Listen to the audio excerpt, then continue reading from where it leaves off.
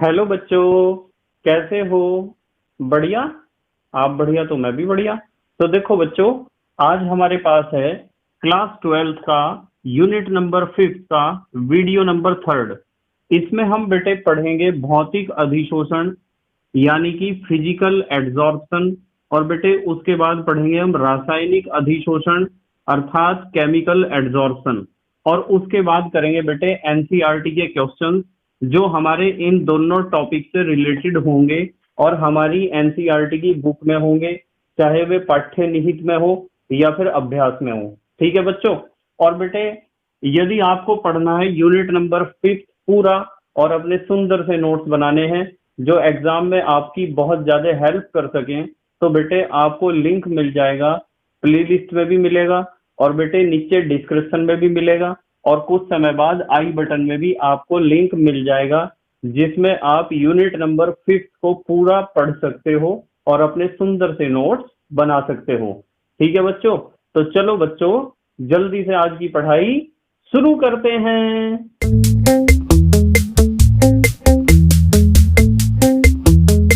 तो बेटे सबसे पहले बात करेंगे अधिशोषण के प्रकार की कि अधिशोषण का जो प्रकार है वो कितने तरह का हो सकता है या टाइप्स ऑफ एड्सॉर्प्शन की। तो अब सबसे पहला सवाल तो आपके दिमाग में आता है कि अधिशोषण के जो प्रकार हम पढ़ेंगे वो बेटे किस आधार पर पढ़ेंगे। तो बेटे अधिशोषण के प्रकार का जो आधार है वो आधार आपको ध्यान से समझना पड़ेगा। आधार क्या है बेटे? आधार है अधिशोषक। ध्यान से समझिए बेटे, अधिशोषक व अधिशोष्य। आपको पता है ना इन दोनों का, पिछले वीडियो में हमने डिस्कस करा था। अधिशोषक व अधिशोष्य के बीच बनने वाले किसके आधार पर? बंध के आधार पर। बस इस चीज का ध्यान रखना है आपको, बंध के आधार पर। तो यदि हम बेटे जो हमारा अधिशोषक होता है ना, जैसे बोर्ड यहाँ एक अधिशोषक है, मेरा ग्रीन बोर्ड एक अधिशोषक है और बेटे चौक बोर्ड की सतह पर चिपक रही है, तो मैं कहूंगा कि चौक क्या है बेटे? अधिशोष्य है। अधिशोष्य वो होता है जिसके अणु या कण चिपकते हैं और अधिशोषक वो होता है जिसकी सतह पर चिपकते हैं। ठीक है बेटे। तो हम बात कर रहे हैं कि आपसे कोई पूछ सकता है कि अधिशोषण के प्रकार या अधिशोषण जितने भी प्रकार के होते हैं उनका आधार क्या है। तो आप कहोगे कि अधिशोषण का वर्गीकरण किया गया है अधिशोषक व अधिशोष्य के बीच बनने वाले बंध के आधार पर।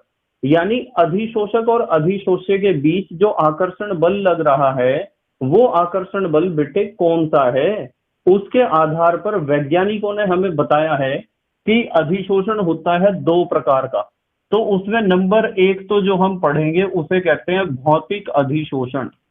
क्या कहते हैं बेटे? भौतिक, या आप कह सकते हो वांडर वाल्स अधिशोषण।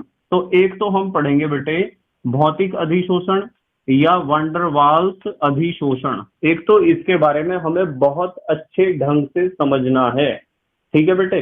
और दूसरा जो होता है उसे कहते हैं हम रासायनिक अधिशोषण।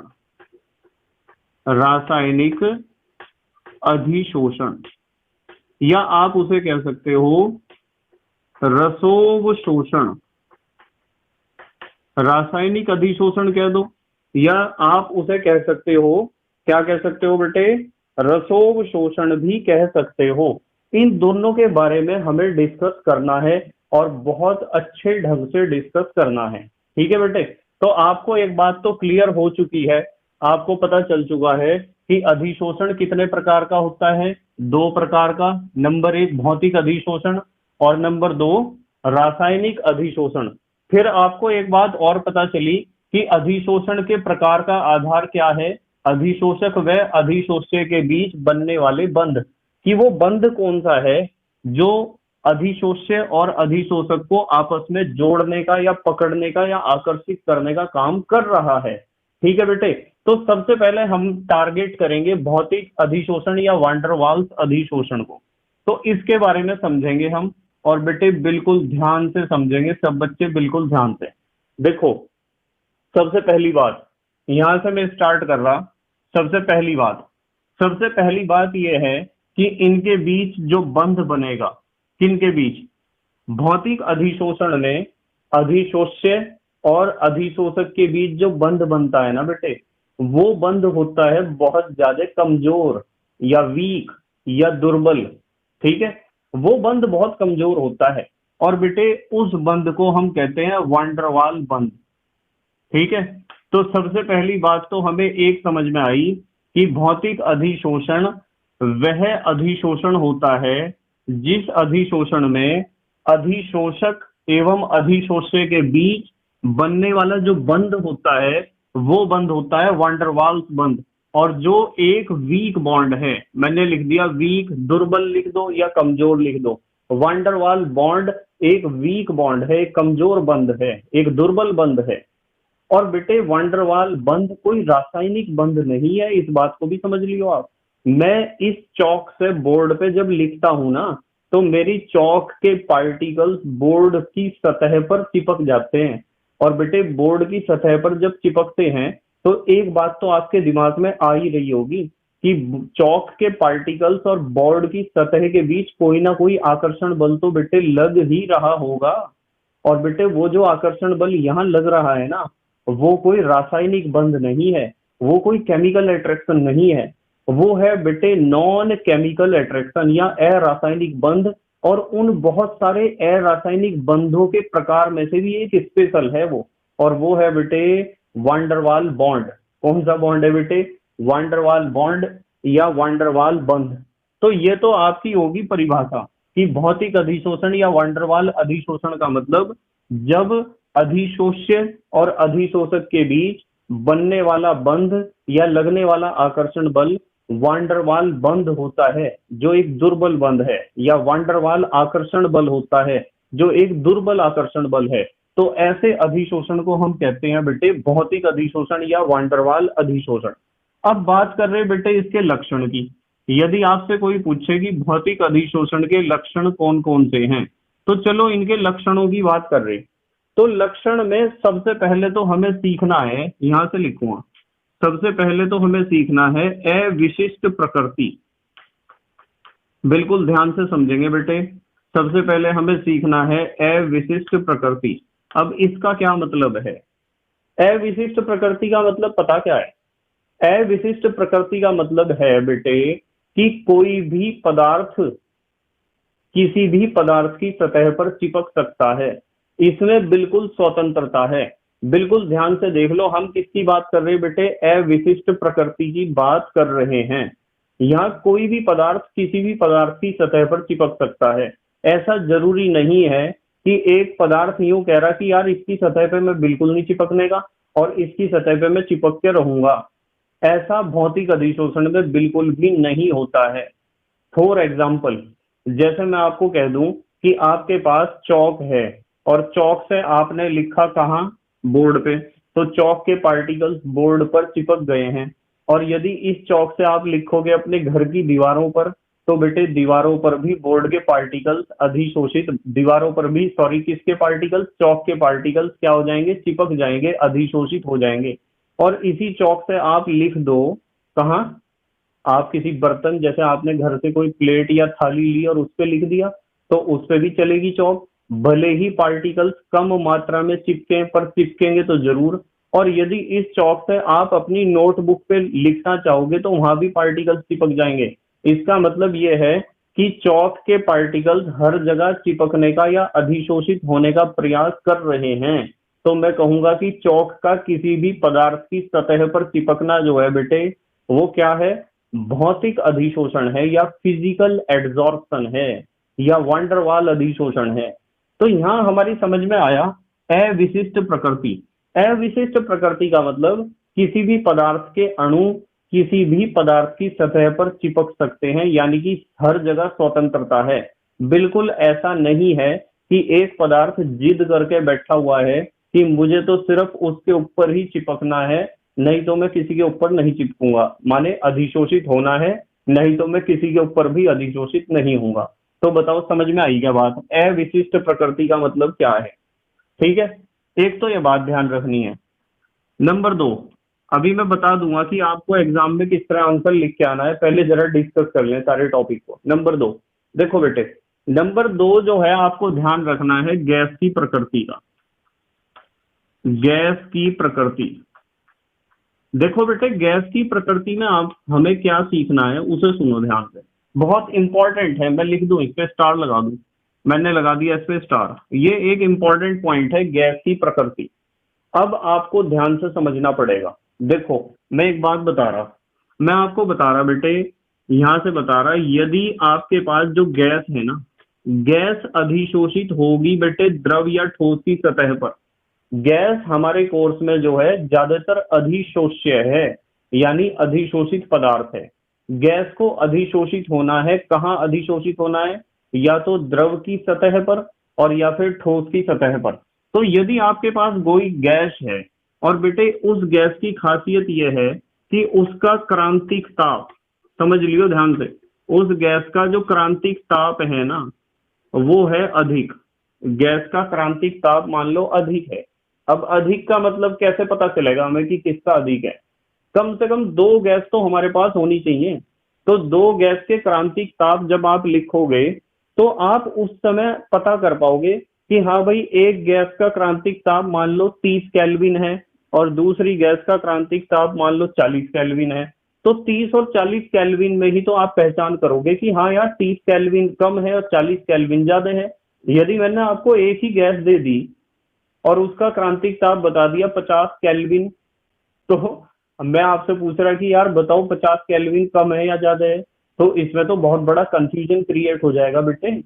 तो आप कम या ज्यादा, अधिक या कम का जब तुलना करेंगे तो तुलना करने से ही आपको पता चलेगा। कम से कम 2 गैसें आपके पास होनी चाहिए। तो मैं आपको यूं कह रहा कि गैस की प्रकृति के बारे में यदि हम बात करें तो यदि आपके पास कोई गैस है और उस गैस का क्रांतिक ताप है अधिक, तो बेटे क्रांतिक ताप अधिक होने से पता क्या होगा? वो गैस जो है अधिक अधिशोषित होगी। गैस क्या होगी? अधिक अधिशोषित होगी। इसका मतलब पता क्या है? यह पॉइंट आपको बहुत ज्यादा मुश्किल लग रहा होगा, समझ में नहीं आ रही होगी बात, क्या समझा रहे सर आप? मैंने आपको कहा कि कोई भी गैस है, गैस की प्रकृति के बारे में हम बात कर रहे हैं, तो प्रकृति का तात्पर्य यहाँ क्रांतिक ताप से है। यदि आपके पास कोई भी गैस है और उस गैस का क्रांतिक ताप है अधिक, तो समझो कि गैस अधिक मात्रा में अधिशोषित होगी। मैं लिख सकता हूं अधिक मात्रा में अधिशोषित होगी। कब होगी अधिशोषित? यदि क्रांतिक ताप है अधिक। अब दिमाग में क्वेश्चन आया आपके कि सर आखिरकार ऐसा क्यों है, मतलब आप किस आधार पर बोल रहे हो कि जिस गैस का क्रांतिक ताप अधिक होता है उसका अधिशोषण भी बहुत ज्यादा होता है, मतलब इस बात का क्या आधार है? तो बेटे आधार में समझा रहा, आपको ध्यान से समझियो, बिल्कुल ध्यान से समझेंगे सब बच्चे। देखो बेटे मैं एक एग्जांपल लूंगा हाइड्रोजन और CO2 गैस का। ठीक है, मेरे पास 2 गैस हैं, एक तो हाइड्रोजन है एक CO2। यहाँ एक्सप्लेन कर रहा मैं। ये ले ली मैंने गैस हाइड्रोजन गैस और ये ले ली CO2 गैस। चलो इन दोनों के बारे में बात कर रहे हैं। हाइड्रोजन गैस का क्रांतिक ताप है 33 केल्विन। कितना है? 33 केल्विन। मैं लिख सकता हूं TC, क्रिटिकल टेम्परेचर। और बेटे CO2 का क्रांतिक ताप है 304 केल्विन। मैंने लिख लिया TC इसका है 304 केल्विन। चलो इन दोनों की बात कर रहे हैं। यदि मैंने हाइड्रोजन को एक बर्तन में भर लिया, समझियो ध्यान से, और इधर CO2 को भर लिया एक बर्तन में, दोनों बर्तन बंद होने चाहिए यानी सिलेंडर्स होने चाहिए और उनके ऊपर लगा होना चाहिए पिस्टन। ये मैंने भर ली, इसमें कौन सी गैस? Hydrogen gas. और ये मैंने भर ली, इसमें कौन सी गैस? CO2 gas. बिल्कुल ध्यान से समझेंगे। तो बेटे जो मैंने गैस भर रखी है इसमें कौन सी गैस है? हाइड्रोजन गैस है। और इसमें कौन सी गैस है? इसमें है बेटे CO2 गैस। और बेटे दोनों गैस को मैंने लिया है रूम टेम्परेचर पर यानी 25 डिग्री C पर कह दो, या फिर आप कह सकते हो 298 केल्विन पर, ऐसा मान लिया मैंने अपनी तरफ से। ज्यादातर टेम्परेचर रूम का 298 केल्विन ही होता है। तो आप मुझे एक बात बताओ बेटे, क्या आप जानते हो कि क्रांतिक ताप का मतलब क्या होता है? क्रांतिक ताप का क्या मतलब होता है, क्या हम इस बारे में जानते हैं? चलो मैं इसे मिटा रहा, पहले क्रांतिक ताप पे डिस्कशन कर लें जरा। तो सबसे पहला क्वेश्चन आता है कि क्या हमें पता है कि क्रांतिक ताप का क्या मतलब होता है? बेटे, यदि आपको पता है कि क्रांतिक ताप का क्या मतलब है तो आपके समझ में आ जाएगा टॉपिक एकदम, और यदि नहीं पता है तो होगी प्रॉब्लम। तो अच्छी बात तो यह है कि मैं उसे थोड़ा सा समझा ही दूं कि क्रांतिक ताप या क्रिटिकल टेम्परेचर का मीनिंग क्या होता है। ठीक है, चलो बात कर रही। मान लो आपके पास दो गैस हैं, हाइड्रोजन और CO2। हाइड्रोजन का क्रांतिक ताप है 33 केल्विन। तो 33 केल्विन का मतलब पता क्या है? 33 केल्विन का मतलब है कि यदि आप इस सिलेंडर में गैस लोगे, हाइड्रोजन गैस, और हाइड्रोजन का टेम्परेचर रखोगे 33 केल्विन। मैंने कहा कि हाइड्रोजन जो भरी आपने, उसका टेम्परेचर आपने कितना रखा? 33 केल्विन पे आपने हाइड्रोजन गैस इस सिलेंडर में भर दी, और फिर आपने पिस्टन को दबाया। तो जब आप 33 केल्विन पर हाइड्रोजन गैस को सिलेंडर में भरकर और पिस्टन को दबाओगे, तो पिस्टन को ऊपर से ये हैंडल ही तो लगा हुआ, पिस्टन का हैंडल है ये।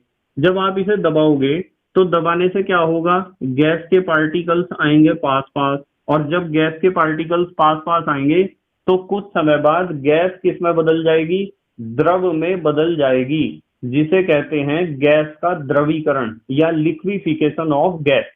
तो जब आप इस पिस्टन को दबाते हो तो गैस के पार्टिकल्स आ जाते हैं पास पास, और जब बेटे गैस के पार्टिकल्स पास पास आ जाएंगे तो हमारी जो गैस है वो बदल जाएगी किसमें? लिक्विड में कन्वर्ट हो जाएगी, यानी द्रव अवस्था में बदल जाएगी, अर्थात द्रवीभूत हो जाएगी या द्रवित हो जाएगी। पर ऐसा जब होगा जब हमने टेम्परेचर गैस जो इसमें भर रखी उसका कितना है? 33 केल्विन है, यानी कि इसके क्रांतिक ताप के बराबर है।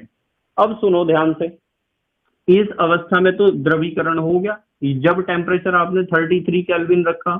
यदि मैं आपको कह दूं कि टेम्परेचर हम 35 केल्विन रख रहे, 35, यदि इस सिलेंडर में आपने हाइड्रोजन गैस भरी है और इस सिलेंडर में भरी हाइड्रोजन गैस का ताप आपने रखा है 35 केल्विन, यानी कि इसके क्रांतिक ताप से ज्यादा।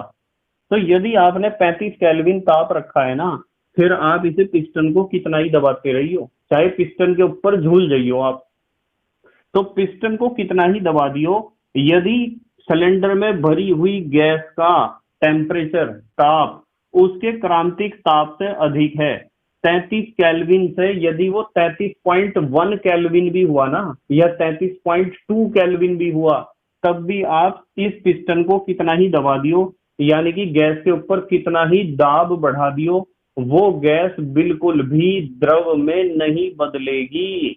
That is the point. बहुत ध्यान से सुनो इस बात को।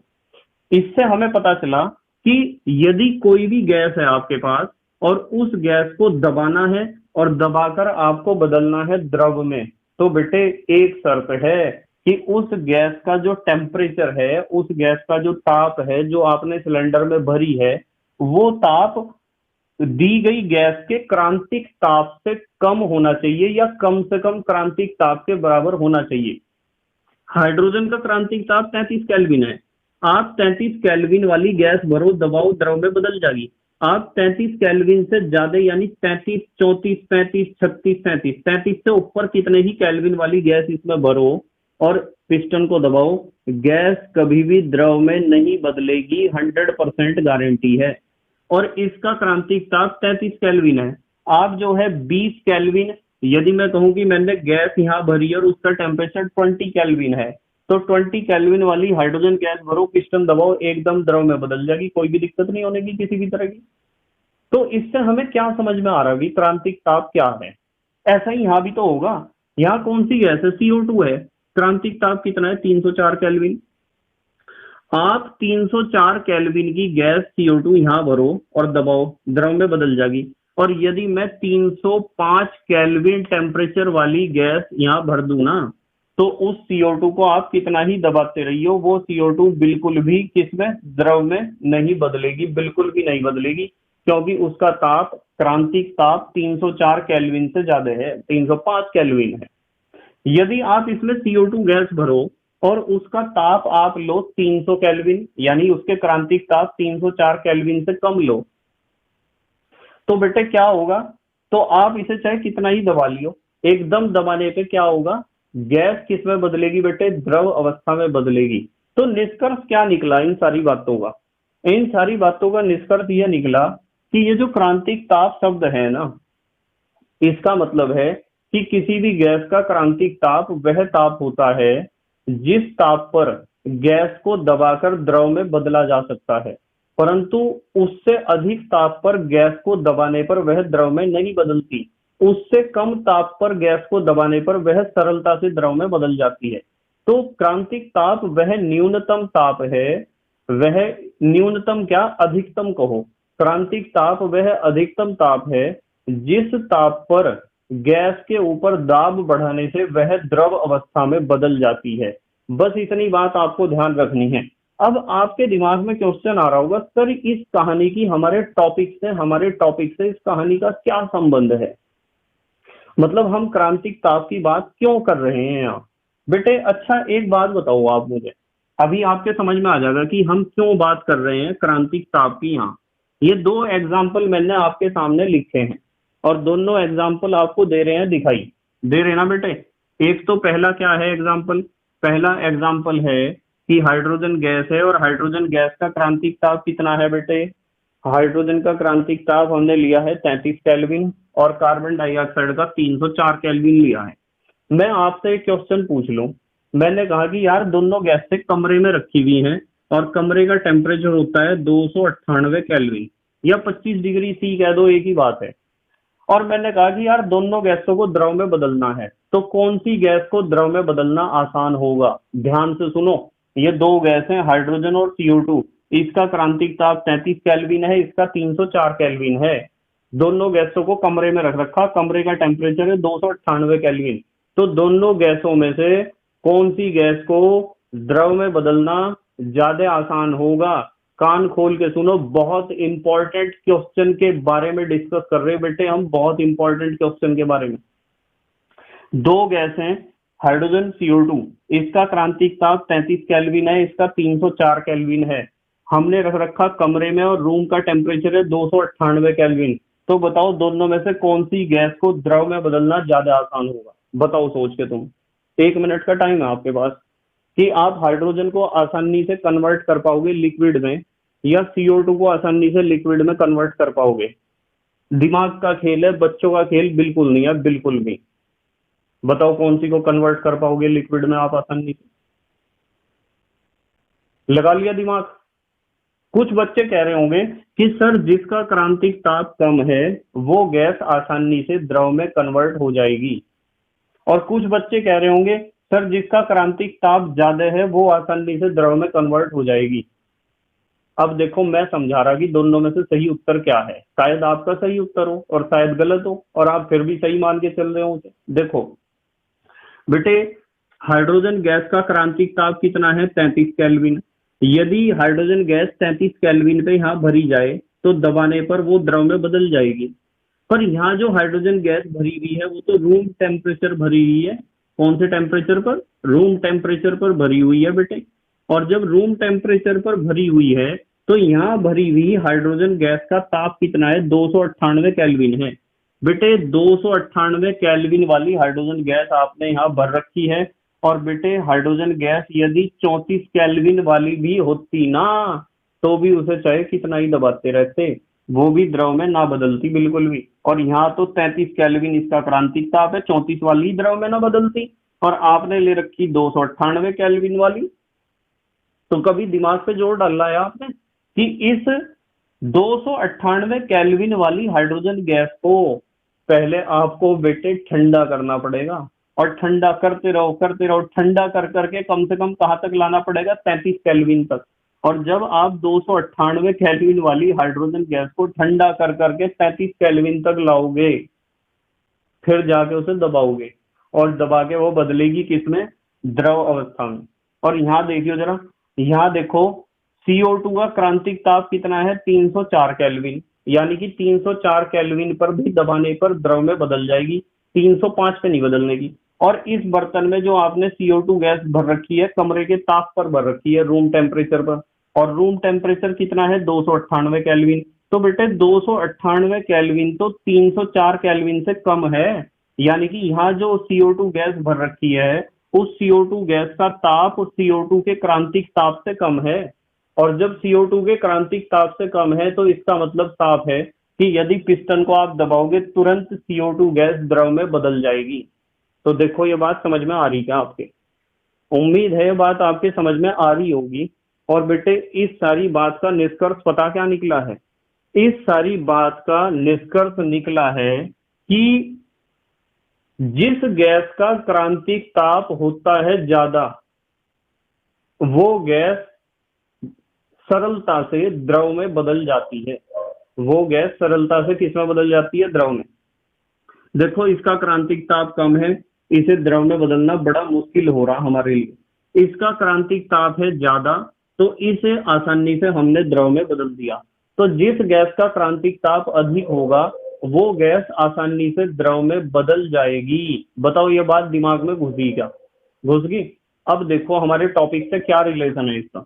हमारे टॉपिक से रिलेशन ये है, हमने लिखा गैस की प्रकृति, और गैस की प्रकृति में लिखा कि यदि हमने जो गैस ली है उसका क्रांतिक ताप यदि अधिक है, जैसे इसका था, तो गैस अधिक मात्रा में अधिशोषित होगी। अधिक मात्रा में क्या होगी? अधिशोषित। अब क्यों होगी? बेटे आपने एक बर्तन ले रखा है और उस बर्तन में भर रखा है आपने यहां तक कोई द्रव। क्या भर रखा है बेटे? द्रव, लिक्विड है इसमें भरा हुआ, और ऊपर है गैस। यहाँ गैस के पार्टिकल्स हैं। तो बेटे जब ये पार्टिकल्स हैं कहाँ? हवा में घूम रहे गैस के कण, तो मैं कहूंगा कि गैस है। और जब ये गैस के पार्टिकल्स द्रव की सतह पर आकर चिपक जाएंगे तो अब बेटे ये गैस नहीं है।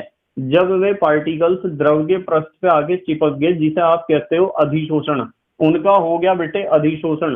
तो द्रव के पृष्ठ पर क्या सारे पार्टिकल्स चुपचाप बैठे रहते हैं? नहीं, वे द्रव की सतह पर जिगजैग मोशन करते हैं, ब्राउनी गति करते हैं, जिसके बारे में रॉबर्ट ब्राउन ने बताया था कि उसने ग्लिसरीन पे क्या करा था? पुष्प के पराग कण डाले थे और उन पराग कणों को देखा था उसने माइक्रोस्कोप से कि पराग कण तो ऐसे गति कर रहे, अनियमित गति कर रहे, जिगजैग मोशन उसे कहा गया, और उन्होंने कहा ब्राउनियन मोशन या ब्राउनी गति कर रही। तो जब वो गैस के पार्टिकल्स हवा में थे तो गैस के तरह बिहेव कर रहे थे, उनका व्यवहार गैस की तरह था। और जब वे पार्टिकल्स बेटे एकदम कहाँ आ गए? द्रव की सतह पे आ गए, यानी अधिशोषित हो गए द्रव की सतह पर। तो द्रव की सतह पर अधिशोषित होने के बाद उन्होंने गति तो अब भी करी अधिशोषित होने के बाद, पर बेटे क्या वो गति गैस जैसी है? बिल्कुल नहीं है। अब वे पार्टिकल्स अधिशोषित होने के बाद लगभग द्रव अवस्था में बदल गए हैं। तो इससे एक बात स्पष्ट होती है कि जब किसी गैस का अधिशोषण द्रव की सतह पर होता है तो यह एक प्रकार का परिवर्तन होता है। कौन सा परिवर्तन? कि गैस का द्रव में बदलने वाला परिवर्तन। और जब गैस का द्रव में बदलने वाला परिवर्तन है तो हम कह सकते हैं कि जब कोई गैस द्रव की सतह पर अधिशोषित होती है तो वो गैस द्रव अवस्था में बदलती है। और जिस गैस का क्रांतिक ताप है ज्यादा वो तो द्रव अवस्था में बेटे आसानी से बदल सकती है। इसका मतलब उसका अधिशोषण भी आसानी से हो सकता है। बताओ समझ में आ रही क्या बात? तो जिस गैस का क्रांतिक ताप होगा ज्यादा वो गैस अधिक मात्रा में अधिशोषित होगी, क्योंकि अधिक क्रांतिक ताप वाली गैस का द्रव अवस्था में कन्वर्ट होना बहुत आसान है, द्रव अवस्था में बदलना बहुत आसान है। ठीक है बेटे, हमने पहला पॉइंट पढ़ा अविशिष्ट प्रकृति और दूसरा पॉइंट पढ़ा बेटे गैस की प्रकृति। ठीक है, तीसरे पॉइंट पे मूव कर रहे। तीसरा है बेटे, ध्यान से देखेंगे सब बच्चे, तीसरा है बेटे अधिशोषण एंथैल्पी। अधिशोषण एंथैल्पी, मैंने इसके बारे में आपको पढ़ा रखा है कि अधिशोषण एंथैल्पी का क्या मतलब होता है। इसे लिखते हैं बेटे डेल्टा एच। तो मैं आपको एक बात बताऊं बहुत बढ़िया, यही लिख दूंगा सामने। बेटे यूं बताओ भौतिक अधिशोषण में कौन सा बंध बनता है? तो आप कहोगे वांडरवाल बंध बनता है सर। अब मैं पूछूंगा कि क्या वंडरवाल बॉन्ड एक स्ट्रॉन्ग बॉन्ड है, क्या वो प्रबल बंध है, क्या वो बहुत मजबूत बंध है? आप कहोगे नहीं सर वो तो वीक बॉन्ड है, दुर्बल बंध है, कमजोर बंध है। तो बेटे जब वो कमजोर बंध है तो उसके बनते समय एनर्जी बहुत कम निकलती है। जितना मजबूत बंध बनेगा उस बंध के बनते समय उतना ज्यादा ऊष्मा उत्सर्जित होगा या एनर्जी रिलीज होगा। और जितना कमजोर बॉन्ड बनेगा तो बॉन्ड के बनते समय एनर्जी भी क्या होगा बेटे, कम रिलीज होगा। तो आपका जो भौतिक अधिशोषण है वो बनाता है वांडरवाल बॉन्ड, और वांडरवाल बॉन्ड है एक कमजोर बंध, और कमजोर बंध है तो इसका मतलब उसका एंथैल्पी कम होगा, कम उसमें से हीट निकलेगा, और उस हीट का अमाउंट है 20 से लेके 40 किलो जूल प्रति मोल। ये चीज आपको ध्यान रखनी है कि जो अधिशोषण एंथैल्पी है वो बहुत कम है, किसके लिए, भौतिक अधिशोषण के लिए। और बहुत कम क्यों है बेटे, बहुत कम इसलिए है क्योंकि वांडरवाल बॉन्ड होता है कमजोर, और कमजोर बॉन्ड बनने में एनर्जी निकलती है कम। ठीक है बेटे। उसके बाद आ जाओ आप नंबर 4 पे। आपको पता चल गया अधिशोषण एंथैल्पी का। नंबर 4 पे हम बात करेंगे उत्क्रमणीय प्रकृति की। उत्क्रमणीय प्रकृति, देखो ध्यान से समझिए जरा। उत्क्रमणीय प्रकृति का मतलब पता क्या है? इसका मतलब है यदि अधिशोषण होगा तो विशोषण भी होगा। भौतिक अधिशोषण में अधिशोषण और विशोषण दोनों क्रियाएं चलती रहती हैं। यानी कि जो पदार्थ है वो सतह पर चिपकता भी रहता है और सतह से अलग भी होता रहता है। इसलिए हम कहते हैं कि भौतिक अधिशोषण कैसा होता है बेटे, उत्क्रमणीय होता है। उसके बाद नंबर 5 पे आ जाओ आप। नंबर 5 है ताप का प्रभाव। क्या है बेटे, ताप का प्रभाव। चलो इसके बारे में बात कर रहे, ताप के प्रभाव। मैं आपको कह रहा बेटे कि मान लो आपके पास कोई अधिशोष्य है, यह लिखा अधिशोष्य, यानी कि कोई गैस जो चिपकेगी द्रव की सतह पर या ठोस की सतह पर। और बेटे अधिशोष्य कहाँ चिपक रहा, द्रव या फिर कह दो आप ठोस, द्रव या ठोस की सतह पर चिपकेगा यानी अधिशोषण होगा। और चिपकने से क्या होगा, चिपकने से आपका क्या बनेगा कि मान लो अधिशोष्य हमारे पास क्या है, गैस है, मैं लिख दूं यहाँ ब्रैकेट में, मान लो अधिशोष्य क्या है, गैस। गैस को चिपकना है द्रव के ऊपर या गैस को चिपकना है ठोस के ऊपर। तो मैं आपको कह रहा कि गैस अधिशोषित हो गई है द्रव के ऊपर। मैंने कहा कि हमारे पास अधिशोष्य था माने गैस थी, और द्रव के ऊपर उसे चिपकना है या ठोस के ऊपर। तो जब अधिशोषण की क्रिया हो जाएगी तो गैस अधिशोषित हो जाएगी द्रव के ऊपर, गैस अधिशोषित हो जाएगी द्रव के ऊपर, और उसके साथ निकलेगी कुछ ऊष्मा जिसे आपने कहा अधिशोषण एंथैल्पी 20 से 40 किलो जूल। तो इसका मतलब यह है कि जब किसी स्थान पर भौतिक अधिशोषण होगा तो भौतिक अधिशोषण की क्रिया में क्या निकलेगी बेटे, ऊष्मा निकलेगी। और ऊष्मा निकलेगी तो हम कहेंगे कि यदि आपने इस पर्टिकुलर स्थान पर जहां भौतिक अधिशोषण हो रहा है वहां बेटे यदि आपने ताप बढ़ा दिया तो क्या होगा बताओ। यदि आपने ताप Q का मान बढ़ा दिया तो क्या होगा, तो अभिक्रिया का वेग विपरीत दिशा में तेज हो जाएगा। कौन सी दिशा में, विपरीत दिशा में तेज हो जाएगा। और यदि वेग विपरीत दिशा में तेज हो गया ना बेटे तो आप कहोगे कि अधिशोषण का वेग तो गया घट और विशोषण का वेग गया बढ़। यानी कि अधिशोषण की मात्रा, अधिशोषण का दर दोनों ही घट जाएंगे यदि आपने ताप बढ़ा दिया, क्योंकि अधिशोषण एक ऊष्माक्षेपी प्रक्रिया है यानी उसमें हीट निकलती है। और ला शतालिए के नियम को यदि हम इस पे लगाएं तो हमें पता चलता है कि यदि आप ताप बढ़ाओगे तो अभिक्रिया का वेग विपरीत दिशा में बढ़ जाएगा, यानी अधिशोषण का वेग तो घटेगा और विशोषण का वेग क्या होगा बेटे, बढ़ेगा। तो नंबर 6 पे देखो क्या है। तो ताप का प्रभाव तो समझ में आ गया। ताप के प्रभाव में हमने पढ़ा कि ताप बढ़ाने पर, सुनो ध्यान से, ताप बढ़ाने पर भौतिक अधिशोषण का वेग क्या हो जाता है, घट जाता है। अब आ जाओ आप नंबर 6 पे। नंबर 6 है बेटे दाब का प्रभाव। यह लिखा दाब का प्रभाव, सुनियो जरा ध्यान से। दाब का प्रभाव क्या होता है कि मान लो आपको द्रव की सतह पर गैस को अधिशोषित करना है, और आपने गैस के ऊपर, मान लो एक बड़ा सा बर्तन है और गैस के ऊपर लगा दिया आपने पिस्टन, यहाँ पिस्टन लगा दिया है, तो आप पिस्टन को जितना ज्यादा दबाओगे ना, गैस द्रव की सतह पर उतनी ज्यादा अधिशोषित होगी, यानी अधिशोषण का वेग बढ़ेगा। तो मैं लिख सकता हूं कि यदि दाब को आप बढ़ाओगे ना, तो अधिशोषण भी क्या होगा बेटे, तो अधिशोषण भी क्या होगा, बढ़ेगा। दाब बढ़ाने से अधिशोषण क्या होता है, बढ़ जाता है। और नंबर 7 पे हमें लिखना है सक्रियण ऊर्जा। सक्रियण ऊर्जा, आपको पता है कि किसी भी रासायनिक अभिक्रिया को या किसी भी अभिक्रिया को चलने के लिए जितनी न्यूनतम ऊर्जा की आवश्यकता होती है उसे सक्रियण ऊर्जा कहते हैं। अब भौतिक अधिशोषण तो एक भौतिक परिवर्तन है, कोई रासायनिक अभिक्रिया थोड़ा ही है। और जब भौतिक परिवर्तन है तो इसका मतलब ये है कि इसकी सक्रियण ऊर्जा होगी बहुत कम, क्योंकि इसमें बन रहे हैं कमजोर वांडरवाल बंध, क्यों, जो कोई रासायनिक बंध नहीं है। तो भौतिक अधिशोषण में कोई रासायनिक अभिक्रिया नहीं होती है, जो हम कहें कि सक्रियण ऊर्जा बहुत अधिक है।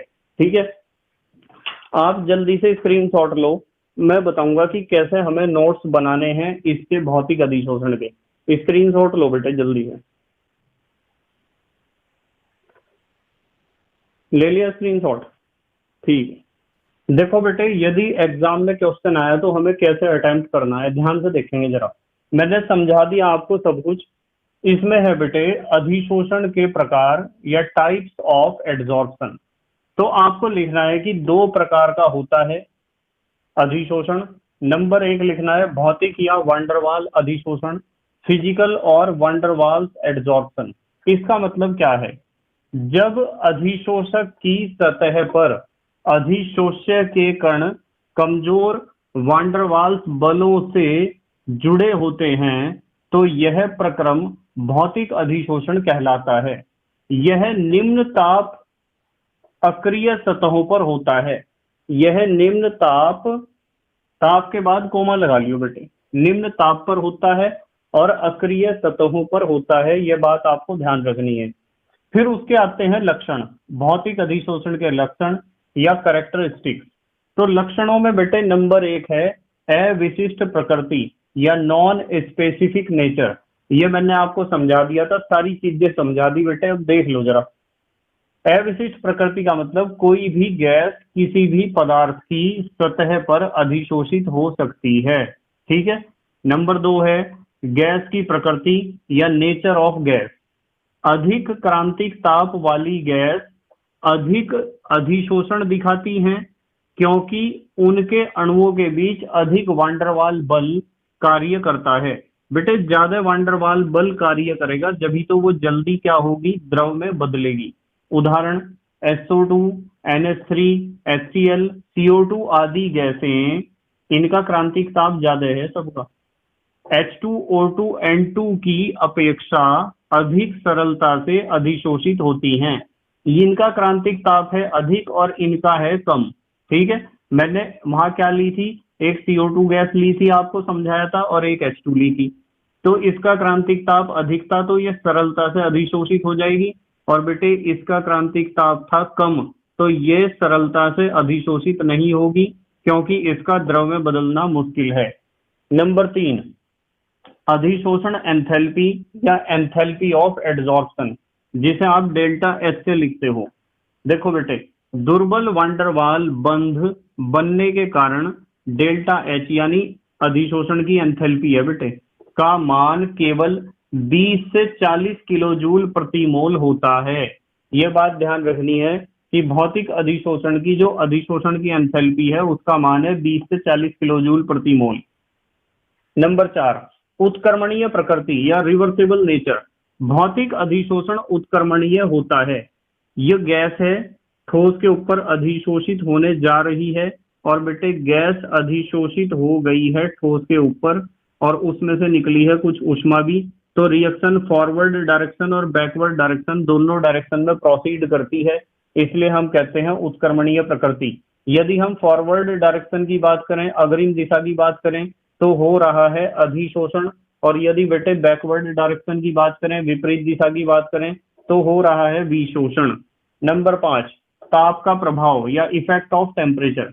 भौतिक अधिशोषण एक ऊष्माक्षेपी प्रक्रम है। देखो ऊष्मा निकल रही ना इसमें।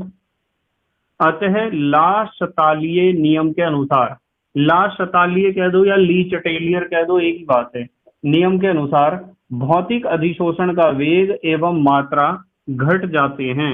यानी कि ताप बढ़ने पर, ठीक है, ताप बढ़ने पर क्या होगा बेटे, मात्रा क्या होगी, अधिशोषण की घट जाएगी। तो हमने लिखा भौतिक अधिशोषण एक ऊष्माक्षेपी प्रक्रम है। अतः ला शतालीय के नियम के अनुसार, अतः के बाद आप एक काम करना, अतः के बाद आप लिख लेना, देख लो मैं यहां लिख रहा, छोटा छोटा ध्यान रखना आपको। अतः ताप, देख लियो ध्यान से, ताप बढ़ने पर, अतः ताप बढ़ने पर ला शातेलीय नियम के अनुसार भौतिक अधिशोषण का वेग एवं मात्रा घट जाते हैं। भाई यदि आप ताप बढ़ाओगे तो अभिक्रिया का वेग इधर को बढ़ जाएगा, ली चटेलियर प्रिंसिपल के अकॉर्डिंग। ताप बढ़ाओगे तो ऊष्मा बढ़ेगी, ऊष्मा बढ़ेगा तो रिएक्शन का स्पीड बैकवर्ड डायरेक्शन में हो जाएगा फास्ट, तो अधिशोषण तो कम होगा और विशोषण होगा ज्यादा। तो ये है भौतिक अधिशोषण पर ताप का प्रभाव। जल्दी से स्क्रीनशॉट लो, एक दो इफेक्ट और हैं, उन्हें भी जरा मैं लिखवा दूं आपको। ले लिया बेटे स्क्रीनशॉट, ठीक है। तो बेटे नंबर 6 पे हम पढ़ते हैं दाब का प्रभाव या इफेक्ट ऑफ प्रेशर। इसमें देखो क्या लिखना है, दाब बढ़ने से गैसों का अधिशोषण अधिक मात्रा में होता है। बताओ समझाई की गया है बात, मैंने समझा दी थी सारी बातें आपको। उसके बाद आ जाओ बेटे नंबर 7 पर, निम्न सक्रियण ऊर्जा या लो एक्टिवेशन एनर्जी। कोई रासायनिक अभिक्रिया न होने के कारण इसकी सक्रियण ऊर्जा बहुत कम होती है। तो भौतिक अधिशोषण की सक्रियण ऊर्जा होती है बहुत कम, क्योंकि इसमें बेटे ना तो कोई रासायनिक बंध बनता है और ना ही कोई रासायनिक अभिक्रिया होती है। ठीक है बेटे, तो एक बात ध्यान रखनी है, मैंने लिखा है बेटे यहाँ पर नोट, आपको क्या ध्यान रखना है, भौतिक अधिशोषण में किसी प्रकार का रासायनिक बंध नहीं बनता है, अतः यह एक भौतिक परिवर्तन है। इस बात का आपको ध्यान रखना है कि भौतिक अधिशोषण है एक भौतिक परिवर्तन। जल्दी से स्क्रीनशॉट लो, अब हम पढ़ेंगे बेटे रासायनिक अधिशोषण। जल्दी से लो स्क्रीनशॉट, ले लिया बेटे, ठीक है बेटे। अब बात करेंगे हम रासायनिक अधिशोषण की, सब बच्चे बिल्कुल ध्यान से समझेंगे। आपको पता चल गया बेटे भौतिक अधिशोषण का मतलब, जब अधिशोष्य और अधिशोषक के बीच बनता है वांडरवाल बंध या वांडरवाल बॉन्ड, तो होता है भौतिक अधिशोषण। और भौतिक अधिशोषण का हमने कच्चा चिट्ठा पूरा खोल के आपके सामने बेटे रख दिया है, और अब हम इसी तरीके से ट्रीट करेंगे रासायनिक अधिशोषण या केमिकल एड्जॉर्प्शन को। ठीक है, तो बेटे सबसे पहली बात आती है कि रासायनिक अधिशोषण का मतलब क्या है। बेटे रासायनिक अधिशोषण का मतलब पता क्या है, जहां अधिशोष्य व अधिशोषक के बीच जो बंध बनता है ना, वो होता है बेटे रासायनिक बंध। कैसा बंध होता है, रासायनिक बंध। और आपकी नॉलेज के लिए एक बात बताऊं, रासायनिक बंधों में से भी होता है सह संयोजक बंध। कौन सा बंध बेटे, सह संयोजक बंध। तो जब किसी अधिशोषण की क्रिया में अधिशोष्य व अधिशोषक के बीच रासायनिक बंध बनता है, अर्थात सह संयोजक बंध बनता है, तो ऐसे अधिशोषण को हम कहते हैं क्या बेटे, रासायनिक अधिशोषण कहते हैं। इस बात को आपको 100% ध्यान रखना है। ठीक है, अब हम बात कर रहे हैं चलो इसके लक्षण की, कि रासायनिक अधिशोषण में कौन कौन से लक्षण होते हैं। रासायनिक अधिशोषण के लक्षण में जो सबसे पहले हमें बात करनी है, वो बात करनी है बेटे विशिष्ट प्रकृति की या स्पेसिफिक नेचर। विशिष्ट प्रकृति का मतलब पता क्या है, आप समझ गए होंगे, बहुत सारे बच्चे समझ गए होंगे कि विशिष्ट प्रकृति का मतलब क्या है। हमने वहां पढ़ा था भौतिक अधिशोषण में अविशिष्ट प्रकृति, अर्थात कोई भी गैस किसी भी पदार्थ की सतह पर चिपक सकती है, उसे तो कहते हैं अविशिष्ट प्रकृति। और बेटे विशिष्ट प्रकृति का मतलब पता क्या है, विशिष्ट प्रकृति का मतलब यह है कि कोई भी गैस किसी भी पदार्थ की सतह पर नहीं चिपक सकती है। कोई भी गैस किसी एक पर्टिकुलर पदार्थ की सतह पर ही चिपकेगी या कुछ विशेष पदार्थों की सतह पर ही चिपकेगी। जैसे मैं आपको एक एग्जांपल दे रहा, मैंने आपको कहा कि मुझे जाना है मार्केट में सब्जी खरीदने। मुझे कहाँ जाना है? सब्जी खरीदने जाना है मार्केट में। तो जब मैं मार्केट में जाता हूँ, सब्जी की बहुत सारी वहां पर दुकानें होती हैं, पर मैं एक पर्टिकुलर दुकान पर ही जाऊंगा। मैं जाऊंगा एक पर्टिकुलर दुकान पर जिससे मैं रोज सब्जी खरीदता हूँ, जिसके ऊपर मुझे यकीन है, जिसके ऊपर मुझे विश्वास है। मैं उस दुकान पर ही जाऊंगा और उसी दुकान से सब्जी खरीदूंगा। ऐसे बिल्कुल नहीं होने का कि मैं सब्जी खरीदने गया और वहां 10 सब्जी वाले हैं और मैं कभी इससे सब्जी ले रहा, कभी उससे सब्जी ले रहा, कभी उससे सब्जी ले रहा। तो ऐसा नहीं होता है यदि मैं एक ठीक ठाक आदमी हूँ। मुझे कुछ दिनों बाद सबको परखने के बाद समझ में आ गया है कि इन सारे सब्जी वालों में से कौन सा सबसे बेस्ट है, जिसके साथ मेरी बॉन्डिंग ज्यादा अच्छी बनती है, मैं उसी से ही सब्जी खरीदता हूँ। इसे कहते हैं विशिष्ट प्रकृति। क्या कहते हैं बेटे? विशिष्ट प्रकृति कहते हैं। तो यदि कोई गैस है और उसे अधिशोषित होना है किसी पदार्थ की सतह पर, चाहे वो पदार्थ ठोस हो, चाहे वो पदार्थ हो द्रव, तो वो गैस को देखना यह है कि वो गैस उस पदार्थ के साथ बॉन्डिंग कर पा रही है या नहीं। गैस जिस पदार्थ के साथ बंध बना सकती है या बॉन्डिंग कर सकती है, उस पदार्थ के ऊपर ही गैस अधिशोषित होगी। गैस एरे गहरे नत्थु खैरे के ऊपर बिल्कुल भी अधिशोषित नहीं होगी बेटे। ऐसा नहीं है कि हमने एक छोटे बच्चे को भेज दिया सब्जी खरीदने और उसे 10 सब्जी वाले दिखाई दे रहे और वो कभी किसी से सब्जी लेके आ रहा, कभी किसी से लेके आ रहा। तो इसे तो कहते हैं अविशिष्ट प्रकृति। ठीक है बेटे, तो हमें पता चल गया विशिष्ट प्रकृति का क्या मतलब है। बताओ, समझ में आया ना विशिष्ट प्रकृति? तो नंबर 2 पे हम बात करेंगे बेटे अनुत्क्रमणीय प्रकृति। अनुत्क्रमणीय लिख दूं। अनुत्क्रमणीय का मतलब तो आप समझते हो। अनुत्क्रमणीय का मतलब यह है कि मान लो आपके पास कोई गैस है और गैस अधिशोषित हुई है द्रव के ऊपर। तो द्रव के ऊपर जब अधिशोषित हुई है तो हम लिखेंगे कि गैस का अधिशोषण हो चुका है द्रव के ऊपर और ऊष्मा निकल चुकी है। तो मैं आपको एक बात बताऊं कि रासायनिक अधिशोषण एक बेटे रासायनिक परिवर्तन है। कैसा परिवर्तन है? रासायनिक परिवर्तन।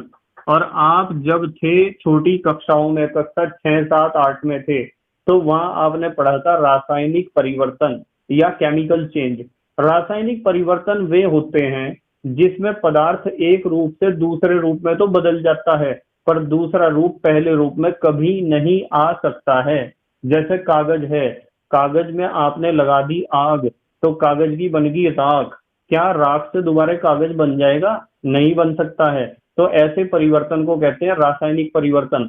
और बेटे ये जो रासायनिक अधिशोषण है ना, ये एक प्रकार का रासायनिक परिवर्तन है, क्योंकि इसमें बनते हैं रासायनिक बंध। इसलिए अभिक्रिया केवल अग्रिम दिशा में ही चलेगी, विपरीत दिशा में अभिक्रिया बिल्कुल भी नहीं चलेगी। इसलिए हमने कहा है कि रासायनिक अधिशोषण कैसा होता है बेटे? अनुत्क्रमणीय प्रकृति इसका होता है, इरिवर्सिबल नेचर इसका होता है। ठीक है, तो तीसरे पॉइंट की तरफ मूव कर रहे बेटे। तीसरा पॉइंट है अधिशोषण की एंथैल्पी। अधिशोषण की एंथैल्पी। अब बताओ मुझे एक बात, यूं बताओ बेटे, अधिशोषण की एंथैल्पी को डेल्टा एच से आप लिख सकते हो, डेल्टा एच एडजॉर्प्शन लिख सकते हो। बेटे एक बात बताओ, यूं बताओ कि ये जो रासायनिक अधिशोषण है वो उसमें क्या बनते हैं? रासायनिक बंध बनते हैं। क्या बनते हैं? रासायनिक बंध। और बताइए जरा, रासायनिक बंध में से भी कौन सा बंध बनता है? बेटे रासायनिक बंध तो आयनिक बंध भी रासायनिक बंध है, सह संयोजक बंध भी रासायनिक बंध है, उप सह संयोजक बंध भी रासायनिक बंध है। रासायनिक बंध उन सभी बंधों को कहते हैं जिनमें इलेक्ट्रॉनों का आदान प्रदान या साझेदारी होती हो, जिसमें इलेक्ट्रॉन का एक्टिव पार्टिसिपेशन होता हो, उन्हें कहते हैं रासायनिक बंध या केमिकल बॉन्ड्स। और जहां इलेक्ट्रॉन का ना तो आदान प्रदान होना और ना इलेक्ट्रॉन की होनी साझेदारी, तो उसे तो आप रासायनिक बंध कह ही नहीं सकते बेटे, उसे तो आप रासायनिक बंध कहोगे या नॉन केमिकल बॉन्ड कहोगे, और वो ज्यादा मजबूत नहीं होता है। तो यहाँ बात कर रहे कि जो रासायनिक अधिशोषण है उसमें बनते हैं रासायनिक बंध, और जब रासायनिक बंध बनते हैं तो रासायनिक बंध होते हैं बहुत ज्यादा मजबूत, बहुत स्ट्रॉन्ग बॉन्ड है। और जब वे बहुत ज्यादा मजबूत या स्ट्रॉन्ग बॉन्ड है तो क्या होता है बेटे, तो एनर्जी जो निकलेगा, एनर्जी जो निकलेगा वो बहुत ज्यादा होगा, एनर्जी जो रिलीज होगा वो बहुत ज्यादा होगा, क्योंकि मैंने अभी बात करी थी जितना स्ट्रॉन्ग बॉन्ड बनेगा उतना ही ज्यादा एनर्जी रिलीज होगा। और जब ज्यादा एनर्जी रिलीज होगा तो सीधी बात है कि अधिशोषण की एंथैल्पी का मान बेटे जो रासायनिक अधिशोषण है बहुत ज्यादा होगा। तो मैं कहूंगा कि इसकी अधिशोषण की एंथैल्पी जो है लगभग 80 से 240 लिख रहा बेटे किलो जूल प्रति मोल होती है। इस बात को आपको ध्यान रखना है कि जो रासायनिक अधिशोषण है उसमें बनते हैं रासायनिक बंध, और रासायनिक बंध होती है बहुत मजबूत, जिससे उनके बनने से निकलता है बहुत ज्यादा एनर्जी, बहुत ज्यादा हीट, बहुत ज्यादा ऊष्मा। इसलिए रासायनिक अधिशोषण के लिए अधिशोषण की एंथैल्पी का मान 80 से 240 किलो जूल प्रति मोल होता है, जो भौतिक अधिशोषण से बहुत ज्यादा है, क्योंकि भौतिक अधिशोषण में हमने पढ़ा था लगभग 20 से 40 किलो जूल प्रति मोल, क्योंकि वहां बना था कमजोर वांडरवाल बंध। ठीक है बेटे। नंबर 4 में हम बात करेंगे गैस की प्रकृति। गैस की प्रकृति सुनियो जरा ध्यान से, एक बात ध्यान से सुनियो।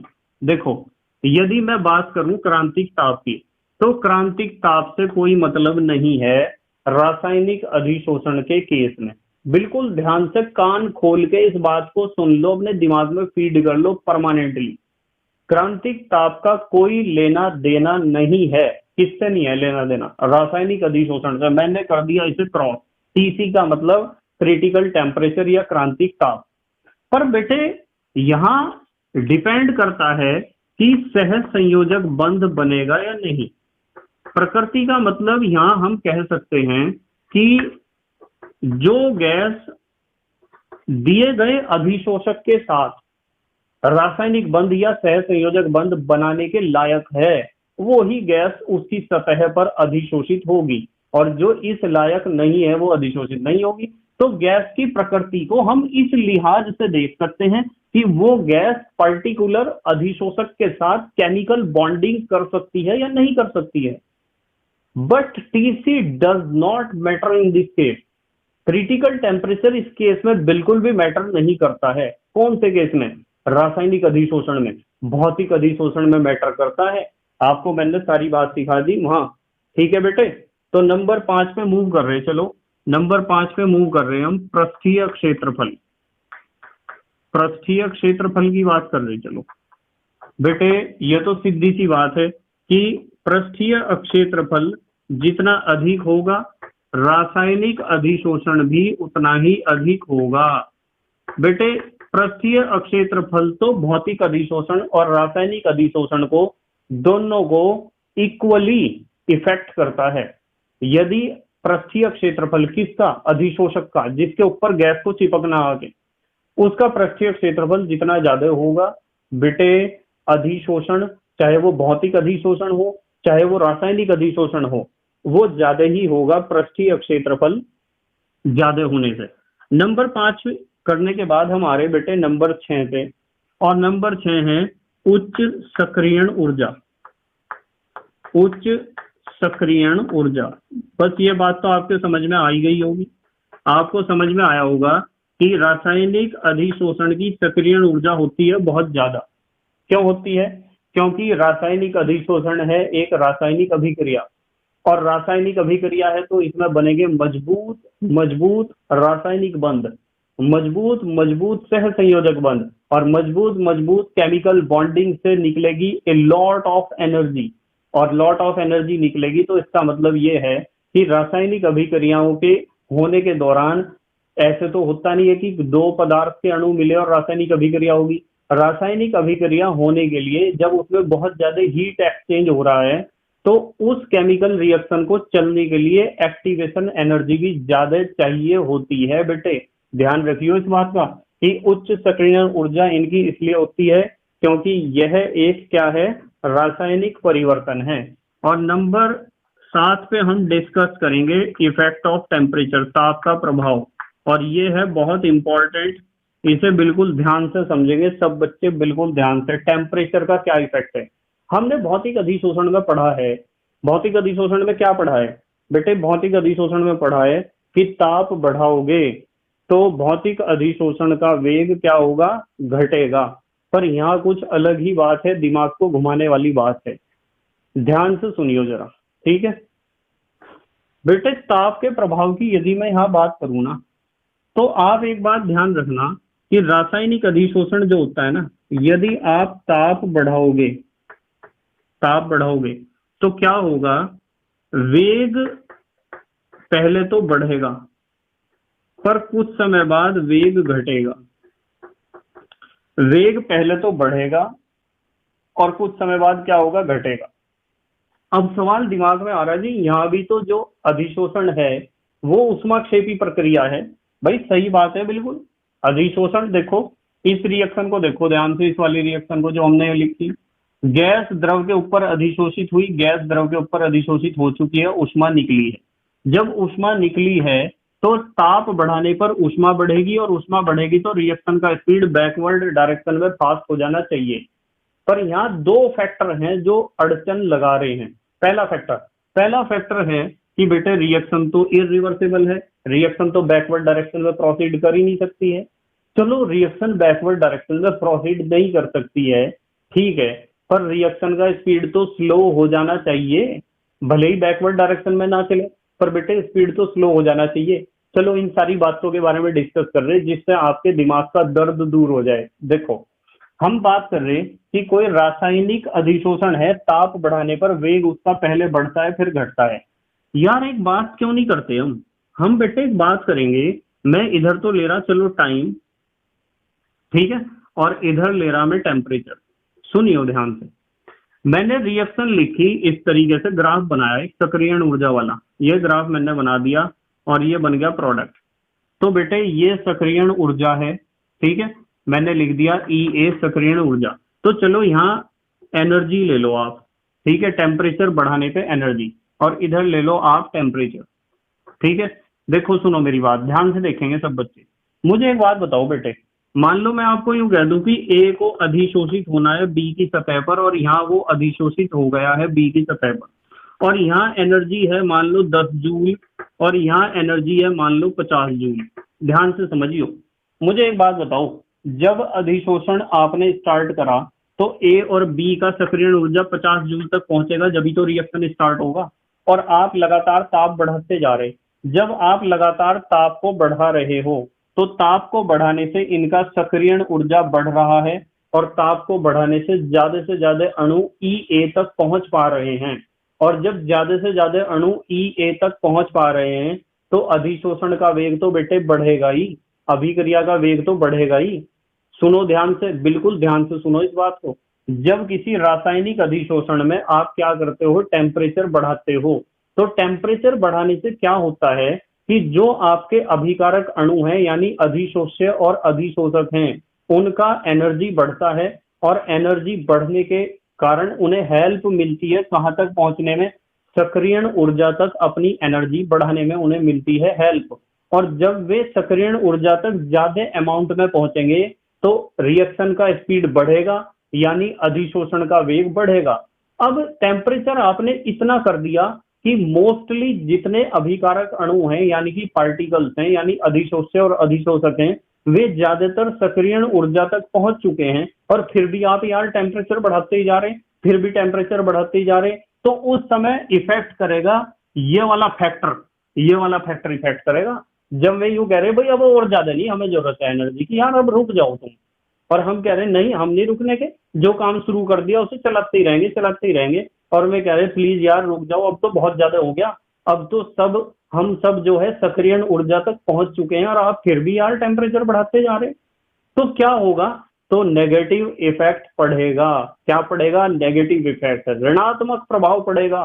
और Q का मान बढ़ने के कारण रिएक्शन का स्पीड फॉरवर्ड डायरेक्शन में हो जाएगा स्लो, भाई बैकवर्ड में तो प्रोसीड नहीं कर सकता है, पर फॉरवर्ड डायरेक्शन में हो जाएगा स्लो। इसका मतलब पता क्या है, इसका मतलब यह है कि यदि कोई रासायनिक अधिशोषण है और रासायनिक अधिशोषण का टेम्परेचर कर दिया आपने इंक्रीज, तो शुरू में तो वेग बढ़ेगा, क्योंकि वे चाहते हैं सक्रियण ऊर्जा तक पहुंचना, एक्टिवेशन एनर्जी तक रीच अपनी चाहते हैं, इसलिए शुरू में अभिक्रिया का वेग बढ़ेगा। और बाद में क्या होगा बेटे, बाद में जब उनका हो जाएगा बेड़ा पार और वे आपसे हो जाएंगे परेशान, यार टेम्परेचर बढ़ाना बंद करो ना यार, तो फिर रिएक्शन पर पड़ेगा नेगेटिव इफेक्ट, और नेगेटिव इफेक्ट पड़ने से क्या होगा कि अधिशोषण का वेग बेटे घटेगा फिर।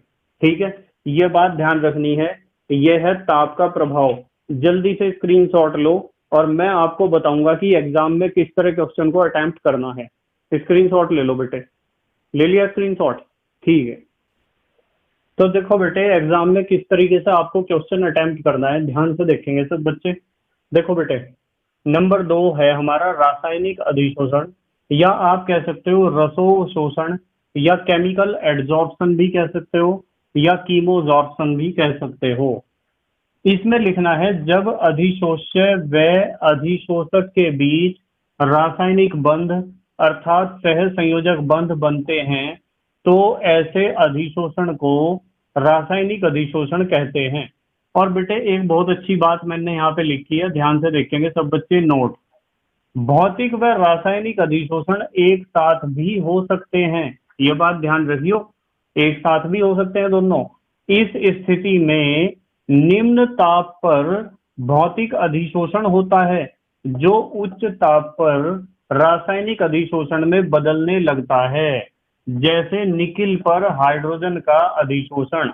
तो निकिल पर हाइड्रोजन का जो अधिशोषण है बेटे, वो निम्न ताप पर तो होता है भौतिक अधिशोषण, और उच्च ताप पर होता है रासायनिक अधिशोषण में बदल जाता है भौतिक अधिशोषण। जैसे मैं थोड़ा सा एक्सप्लेन कर रहा, देखो जरा। मान लो मेरे पास निकिल है, ये निकिल का कोई टुकड़ा है, और उस निकिल के टुकड़े के मैंने कुछ परमाणु इस तरीके से बना दिए, और इसके ऊपर सतह है, मान लो ये सरफेस है, नीचे से मैं अधिशोषित करूंगा हाइड्रोजन गैस को। यदि टेम्परेचर है कम, ताप है कम, तो हाइड्रोजन गैस बेटे ऐसे अधिशोषित होगी। देखो ध्यान से देखिए जरा सब बच्चे, बिल्कुल ध्यान से। यह हाइड्रोजन गैस है, यहाँ बन जाएगा कौन सा बॉन्ड, वांडरवाल बॉन्ड, और ये भी वांडरवाल बॉन्ड, ये भी वांडरवाल बॉन्ड, ये भी वांडरवाल बॉन्ड। तो यदि टेम्परेचर है लो, ताप है कम, तो बेटे हाइड्रोजन गैस इस तरीके से अधिशोषित होगी निकिल के ऊपर, और ये बन रहे हैं कमजोर वांडरवाल बंध, जिसकी वजह से हम कह रहे हैं कि भौतिक अधिशोषण हो रहा है निकिल के ऊपर हाइड्रोजन का। और यदि आप टेम्परेचर को बढ़ा दोगे, टेम्परेचर बढ़ा दोगे, ताप को बहुत ज्यादा कर दोगे, तो ऐसा करने से पता क्या होगा, ताप बढ़ाने से, कि ये जो हाइड्रोजन और हाइड्रोजन के बीच का बॉन्ड है ना, कोवलेंट बॉन्ड या सह संयोजक बंध, ये बंध तो बेटे टूट जाएगा। ये बंध क्या होगा, टूट जाएगा, और टूट के यहां बन जाएंगे सह संयोजक बंध। अब देखो ध्यान से आप जरा, कम टेम्परेचर पे तो ये स्थिति थी, और हाई टेम्परेचर पे स्थिति हुई ऐसी। मैंने दोनों चीज इसलिए छोड़ी है जिससे आप नोट्स में लिखना चाहो तो लिख लो, नहीं तो मैं दोनों को हाई टेम्परेचर में कन्वर्ट कर देता। तो लो टेम्परेचर में तो बन रहे वांडरवाल बॉन्ड, और जैसे ही टेम्परेचर को आप बढ़ाओगे तो ये बीच का कोवलेंट बॉन्ड टूट जाएगा, सह संयोजक बंध टूट जाएगा, और यहाँ बन जाएंगे सह संयोजक बंध। और सह संयोजक बंध है एक रासायनिक बंध, और जब अधिशोष्य और अधिशोषक के बीच बनता है रासायनिक बंध, ये अधिशोष्य है ये अधिशोषक है, तो होता है रासायनिक अधिशोषण। तो निकिल पर हाइड्रोजन का जो अधिशोषण है लो टेम्परेचर पर तो होता है फिजिकल एड्जॉर्प्शन, और हाई टेम्परेचर पर होता है बेटे केमिकल एड्जॉर्प्शन। देखो जरा, समझ में आई ना बात? ये नोट बहुत अच्छा है। अब आ जाओ लक्षण पे। लक्षण पे नंबर 1, विशिष्ट प्रकृति या स्पेसिफिक नेचर।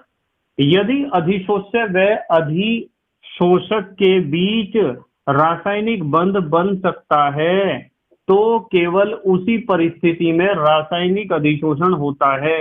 मैंने बताया था ना विशिष्ट प्रकृति, यानी कि ऐसा बिल्कुल नहीं है कि कोई भी गैस किसी भी अधिशोषक पर जाकर अधिशोषित हो जाएगी। डिपेंड करता है इस बात पर कि क्या दोनों के बीच रासायनिक बंध माने सह संयोजक बंध बन सकता है।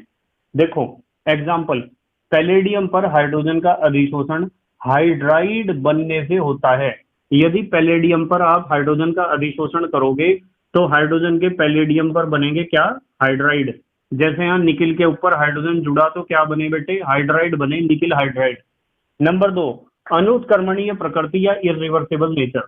रासायनिक परिवर्तन होने के कारण गैस अधिशोषक से अलग नहीं हो पाती है। गैस अधिशोषक के ऊपर गई और गैस कहाँ अधिशोषित होगी, अधिशोषक के ऊपर। अधिशोषक है, ध्यान रखना, अधिशोषक अधिशोषक अधिशोषक, ठीक है। तो रासायनिक परिवर्तन में तो प्रारंभिक पदार्थों को हम प्राप्त कर ही नहीं सकते हैं। दूध का आपने दही बना दिया तो दही बन गया तो बन गया, दही से दोबारा दूध तो नहीं बेटे आप बना सकते हो, ठीक है। देखो नंबर 3, अधिशोषण की एंथैल्पी या एंथैल्पी ऑफ एडजॉर्प्शन। मजबूत रासायनिक बंध बनने के कारण अधिशोषण की एंथैल्पी का मान अधिक होता है और वो होता है 80 से 240 किलो जूल प्रति मोल। रासायनिक अधिशोषण की एंथैल्पी इतनी है और भौतिक अधिशोषण की थी 20 से 40 किलो जूल प्रति मोल। नंबर 4, गैस की प्रकृति या नेचर ऑफ गैस। क्रांतिक ताप में परिवर्तन का रासायनिक अधिशोषण पर कोई प्रभाव नहीं पड़ता है। ये बात सिखाई थी ना मैंने, जल्दी से स्क्रीनशॉट लो, आगे की बात कर रहे बेटे, फिर स्क्रीनशॉट लो, ले लिया स्क्रीनशॉट, ठीक है। तो बेटे नंबर 5 पे हमें पढ़ना है पृष्ठीय क्षेत्रफल या सरफेस एरिया। पृष्ठीय क्षेत्रफल बढ़ने से रासायनिक अधिशोषण बढ़ता है। मैंने आपको समझाया था कि पृष्ठीय क्षेत्रफल यदि बढ़ेगा तो भौतिक और रासायनिक अधिशोषण दोनों ही बढ़ेंगे, दोनों का ही वेग बढ़ेगा, दोनों की ही मात्रा बढ़ेगी, ठीक है। चलो अगली बात कर रहे हैं, नंबर 6, उच्च सक्रियण ऊर्जा या हाई एक्टिवेशन एनर्जी। मैंने संकेत लिख दिया बेटे, EA एक्टिवेशन एनर्जी कह दो या एनर्जी ऑफ एक्टिवेशन कह दो। यह एक रासायनिक प्रक्रम है। कौन है रासायनिक प्रक्रम, रासायनिक अधिशोषण, तथा इसमें रासायनिक बंध बनते हैं जिसके लिए अधिक सक्रियण ऊर्जा की आवश्यकता होती है। यह ध्यान रखना है, मैंने सारी चीजें समझा दी। नंबर 7 है ताप या टेम्परेचर। ताप बढ़ने पर पहले रासायनिक अधिशोषण का वेग बढ़ने लगता है परंतु बाद में घटने लगता है। ध्यान से सुन लियो, बिल्कुल ध्यान से। रासायनिक अधिशोषण में ताप बढ़ने पर पहले रासायनिक अधिशोषण का वेग बढ़ने लगता है परंतु बाद में घटने लगता है। इसका कारण सक्रियण ऊर्जा की सीमा है। बताओ समझाई थी या नहीं समझाई थी ये बात? इस चीज को दिमाग में बिल्कुल बिठा लेना है बेटे अच्छी तरीके से। अब देखो यहाँ कुछ हमारे क्वेश्चन है हमारी किताब के एनसीईआरटी के, उन्हें देख लें जरा, जो हमने पढ़ा है उससे रिलेटेड। पाठ्य निहित का पहला क्वेश्चन है, रसोव शोषण के 2 अभिलक्षण लिखिए। बेटे रासायनिक अधिशोषण को ही तो कहते हैं रसोव शोषण। 2 लक्षण इन्होंने लिखने को कहा है। हमने पढ़ाए हैं बेटे 7 लक्षण। 7 में से जो भी आपको अच्छे लगते हो 2 लक्षण, उन्हें आप लिख लेना अपनी नोटबुक में। पाठ्य निहित का दूसरा, ताप बढ़ने पर भौतिक अधिशोषण क्यों घटता है? बताओ कर लोगे क्या होमवर्क में? कर लोगे? करा दिया मैंने बेटे ये क्वेश्चन। उसके बाद देखो अभ्यास का चौथा क्वेश्चन, ध्यान से देख लियो जरा, ये बच्चों का खेल नहीं है। किसी ठोस पर गैस के अधिशोषण को प्रभावित करने वाले कारक कौन से हैं? बेटे ठोस पर गैस के अधिशोषण को प्रभावित करने वाले कारक कौन से हैं? जितना हमने पढ़ा है उन सारी चीजों को समझो और अपनी किताब में थोड़ा सा आगे भी पढ़ो और इस चीज को खोजने की कोशिश करो। देखो मैंने क्या लिखा है, स्वयं खोजने की कोशिश करें। मैं अगले लेक्चर में स्पष्ट करूंगा इन फैक्टर्स को, मैं अगले लेक्चर्स में बेटे आपके साथ डिस्कस करूंगा। आप कोशिश करो खोजने की कि क्या आपके अंदर भी योग्यता है, एबिलिटी है कुछ नया खोजने की। तो बेटे जल्दी से स्क्रीनशॉट लो, स्क्रीनशॉट लो बेटे जल्दी से। हमारे देश के प्यारे बच्चे जल्दी से स्क्रीनशॉट लेंगे। ले लिया बेटे? ठीक है। तो बेटे मुझे उम्मीद है कि आज का हमारा जो टॉपिक है भौतिक अधिशोषण और रासायनिक अधिशोषण आपके समझ में आया होगा। मैंने अपनी तरफ से बेटे पूरा प्रयास करा है, आपके समझ में आना चाहिए। ठीक है बच्चों, तो बस मेरा कहना है कि बेटे प्लेलिस्ट में जाके ही अपनी पढ़ाई करो, नोट्स बनाते रहो, मेहनत करते रहो। पढ़ाई में मेहनत करोगे तो आपका भविष्य बेटे बहुत अच्छा होगा, इस बात की 100% गारंटी है। पढ़ाई जीवन सुधारने का सबसे सरल रास्ता है। यदि आपको अपनी जिंदगी सुधारनी है तो पढ़ाई से अच्छा रास्ता कोई भी नहीं है। ठीक है बच्चों, तो thank you very much. for watching this video. Okay, bye.